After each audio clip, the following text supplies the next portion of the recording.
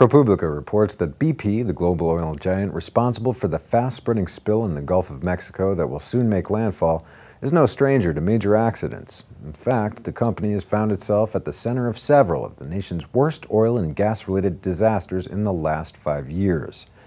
In March 2005, a massive explosion ripped through a tower at BP's refinery in Texas City, Texas, killing 15 workers and injuring 170 others.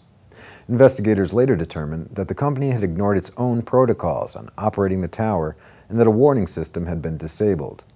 The company pleaded guilty to federal felony charges and was fined more than $50 million by the U.S. Environmental Protection Agency.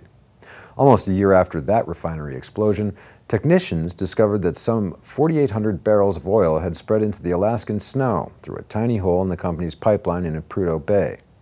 BP had been warned to check the pipeline in 2002, but hadn't, according to a report in Fortune magazine. When it did inspect it 4 years later, it found that a 6-mile length of pipeline was corroded. The company temporarily shut down its operations in Prudhoe Bay, causing one of the biggest disruptions in U.S. oil supply in recent history. Other problems followed. There were more spills in Alaska, and BP was charged with manipulating the market price of propane.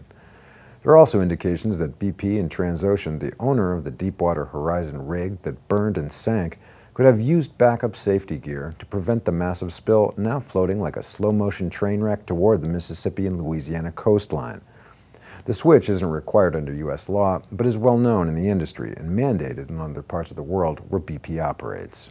Investigators delving into the causes of the massive Gulf oil spill are examining the role of Houston-based Halliburton, the giant energy services company that was responsible for cementing the deepwater drill hole, as well as the possible failure of equipment leased to British Petroleum.